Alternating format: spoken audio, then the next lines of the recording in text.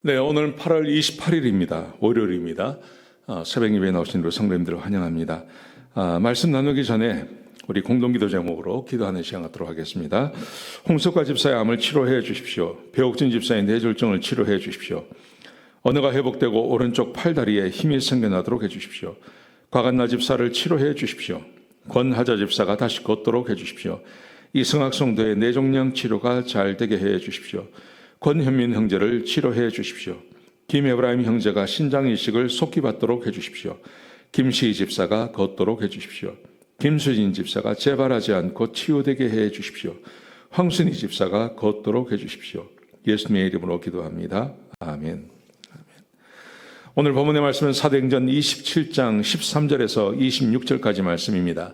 우리 그리스도인들은 진정한 리더가 되어야 한다 하는 주제로 오늘 본문의 말씀을 함께 나누시겠습니다.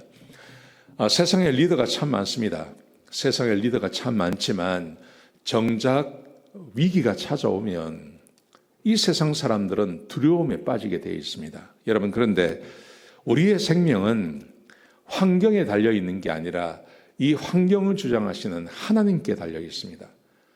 세상이 두려워하고 벌벌 떨고 위기가 올 때, 그때 이 세상의 리더라고 하는 사람들이 두려움에 빠졌을 때, 그때 진정한 리더가 될 수 있는 사람은 우리 그리스도인밖에 없습니다. 왜냐하면 우리의 생명은 이 환경에 휘둘리는 분들이 아니라 하나님에 의해서 결정되어지기 때문에 그렇습니다. 자, 어떤 내용인지 같이 한번 보시겠습니다. 어제 말씀해 보시면 토요일 말씀에 사도 바울이 출발을 하지 말자 그랬습니다. 미항에 그냥 있자 그랬습니다. 그런데 백부장이 그 말을 듣지 않습니다. 그래서 선장과 선주의 말을 듣고 출발을 하지 않습니까? 베릭스를 향해서 출발을 했는데 출발하자마자 유라굴라라고 하는 태풍을 만납니다.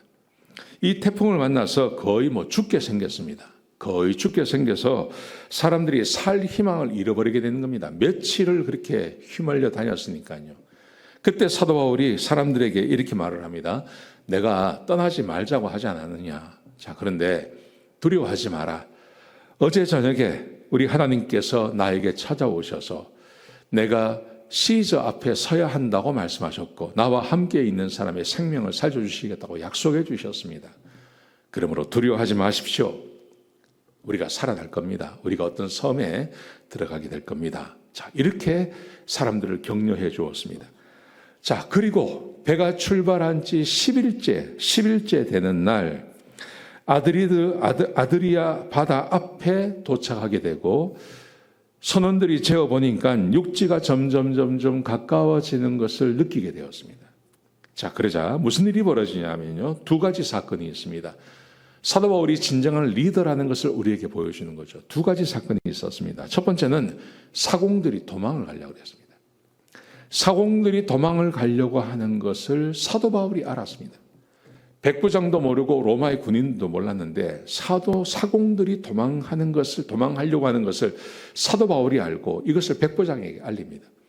그래서 저 사람들이 우리 배에 없으면 우리는 다 죽습니다. 저 사람들 도망가지 못하게 하십시오. 하고 이것을 막아내는 거죠.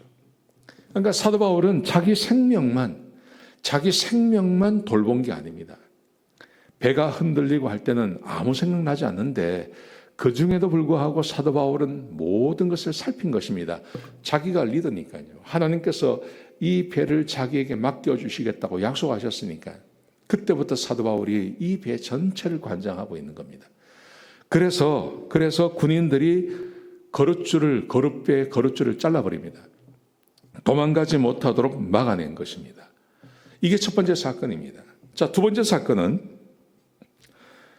10일이 지나고 이제 뭔가 섬 가까이 왔다는 것을 느낀 이 사도 바울이 사람들에게 먹기를 권장합니다. 왜냐하면 지난 14일 동안 이 배가 출발하고 나서 유라굴라를 만나고 14일 동안 아무것도 먹지 못했습니다. 사람들이요. 그랬더니 사도 바울이 사람들에게 먹기를 권하면서 이렇게 말합니다. 이것은 너희의 구원을 위한 것이라 너희 중에 머리카락 하나도 다치는 사람이 없을 것이다. 그러면서 모든 사람이 다 살아날 거다. 걱정하지 마십시오. 사도 바울이 사람들에게 권면을 해 주었습니다. 그리고 하나님께 축사하고 사람들에게 먹는 것을 나누어 주었습니다. 마치 오병이어의 기적을 행하신 예수님께서 하셨듯이 사도 바울이 똑같이 그렇게 했던 것입니다. 그랬더니 사람들이 그 먹는 것을 다 받아 먹습니다. 이제 기운을 차리게 되는 거죠. 기운을 차린 다음에 그 모든 음식이나 이런 것을 다 밖에 버립니다. 배를 좀 가볍게 하기 위해서요. 여러분, 이 두 가지 사건을 보십시오. 사도 바울은 죄수이지만 실질적으로 이 위기 가운데 리더가 되는 것입니다. 그래서 사람들의 생명을 돌보고 사람들을 살려내는 것입니다. 저는 우리 그리스도인들이 이런 모본이 좀 필요하다고 생각합니다. 우리는 이 세상을 살아가면서 두려워할 필요가 하나도 없습니다. 우리는 두려워할 필요가 없습니다.